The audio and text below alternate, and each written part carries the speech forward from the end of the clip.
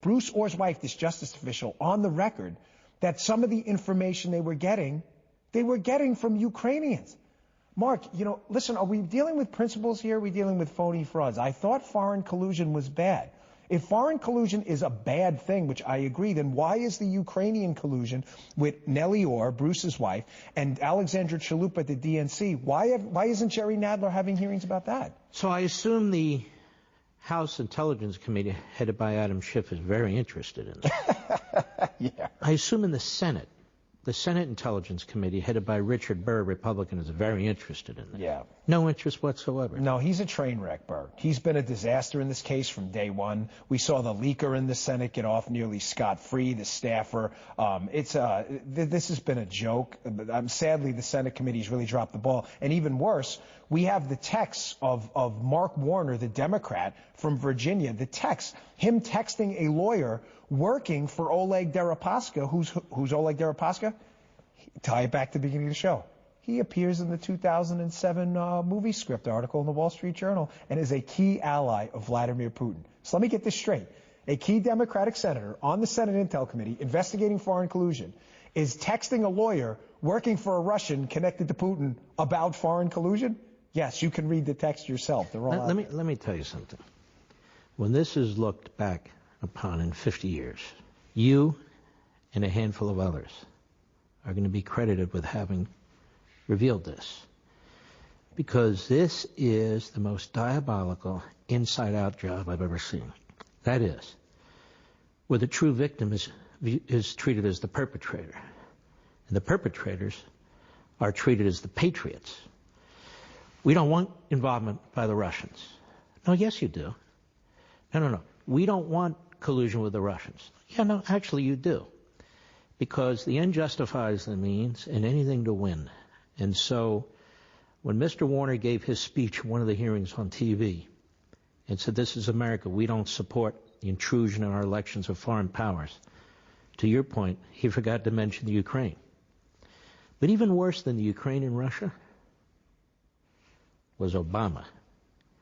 He and his administration interfering in the election. That is what cannot be accepted. Ladies and gentlemen, don't forget, you can watch Levin TV most weeknights. Levin TV. Just join up by calling 844-LEVIN-TV, 844-LEVIN-TV, or go to blazetv.com/Mark, blazetv.com/Mark to sign up. Don't forget this great book, which is it's hot off the presses, and it's coming out Tuesday, Exonerated, by our man, Dan Bongino. And if you think about it, you might want to also pick up On Freedom of the Press. We'll be right back. The Story on the road with Ben Carson. The focus really needs to be on the people. Inside his trip and the administration's plan to fix the homeless crisis. Monday. Now, Dan Bongino, one of the things you put in your book that I was unaware of completely, and by the way, I don't think anyone's aware of, is 2 months or so into the Mueller investigation after he was appointed, he knew enough to shut it down. Absolutely. So and now, how is that? What is that? Well, we've established through this show now a couple of things. Obama knows what's going on. They're weaponizing the government to spy on Trump. And then they weaponize the government to get an appointment of a special counsel because they can't prosecute Trump and they have to bury this case. So what happens? Well, Mueller's appointed in May of 2017. About 2 months later, and the timeline's a little bit up in the air, we don't know when exactly he sees them, but he gets the infamous texts from the FBI cabal, Peter Strzok, Lisa Page, and others. Mueller gets that file from the Inspector General, essentially the internal affairs officer for the government, who says, hey, Bob, you need to look at this. Those are the infamous smelly Walmart people texts where they start talking about this entire setup, the London connections, and basically insurance policy, all of it. Yes, bingo. It is basically a blueprint of the setup and framing of Donald J. Trump. Now, what would any ethical, reasonable person, especially a lawyer like Mueller who knows the system, do? Mark, they would shut it down, if not seek prosecution against the people who did this if crimes were committed. That's not what happens. What happens is unbelievable, and I haven't seen anyone else report on this connection. Remember July of 2017, some key events happened. That's the quickie raid on Paul Manafort's house in the early morning. right around July of 2017. So let me get this straight. Bob Mueller's reading about these texts and how this is a setup, how this case is a train wreck, how the investigators are corrupted. And instead of turning around and dumping the case and going up in front of the American people and saying, we screwed up, they do an early morning raid on Paul Manafort. Now, why do they do that? Because they need to cover their tracks on it. To show that they're really chasing substantive things. Manafort is a key player in both the movie script and the dossier. And I believe what they're doing is they're trying to put meat on the bones of the dossier so they can say later, and this is an important takeaway in the book, okay, we screwed up, the dossier's made up, the whole sexual thing and all this other stuff on Trump was fake. But look, Manafort, was a really bad guy. We raided his house in the morning. But who else gets hit? Right around July of 2017, Papadopoulos gets arrested at Dulles Airport. Why? Why Dulles? And he's not even a bit player. He's a no player. He is the lowest level possible foreign policy advisor. He gets arrested on what we believe to be a PC arrest, which, Mark, in the federal government, that is very rare outside of CBP and uniform What's a people. PC arrest? That's a probable cause arrest, the equivalent of what a police officer would do. In other words, a non-warrant arrest. I see you fighting with a guy in the street, I arrest you. There's no warrant.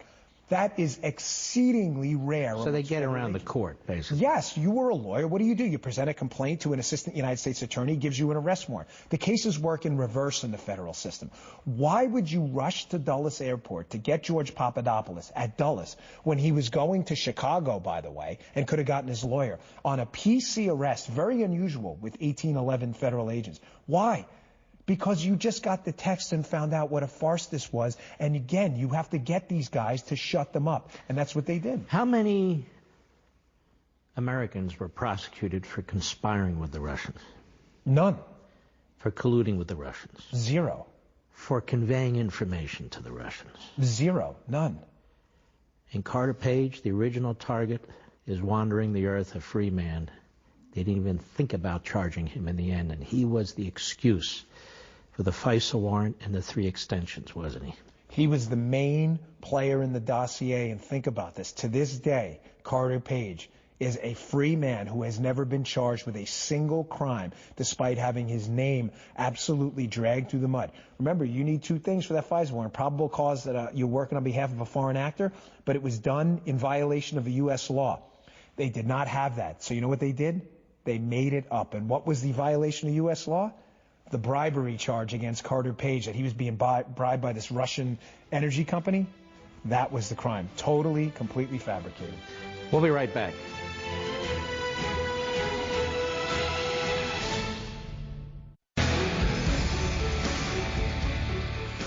Let me ask you this, Dan Bongino. A lot has been made of the U.S. Attorney in Connecticut, Durham. Yeah. And a lot of people are saying, hopefully he'll get to the bottom of this. What do you think about that? Well, there are crimes we know about that were committed. The only question is, does Durham know who committed those crimes? We have one, the leak of the Mike Flynn transcript, his call to the Russian ambassador, classified at the highest levels of the U.S. government, to the Washington Post. The leak of that call is an unquestionable federal crime. Does Durham know who did that? I have my suspicions. I'm not going to put it out here now, but I have my suspicions of who that was. We have additional crimes as well. Andrew McCabe, the deputy director of the FBI, we know at this point that he lied to federal agents. He can talk about his motive all he wants, but that happened. The only open question is, has Durham nailed down who exactly did this? And I think it's important we understand, because even on my show, I kind of get this back and forth a lot with the listeners. They get upset when only administrative things happen to people, like when all these people had to resign at the top of the FBI. But as you know, being a lawyer, there's a difference between a crime and an administrative screw-up. I do think there's going to be handcuffs on some people. Sadly, some are just going to get away with firing, termination, and ruined reputations. I wish I could say different. I hope he gets to the bottom of the spying that took place in the campaign, who ordered it, who's responsible for it. I hope he gets to the bottom, really, of the FISA violations, who authorized that. We know who signed all the documents, but the players internally who are behind that. And I hope he gets to the bottom of what was taking place in the Oval Office and around the Oval Office.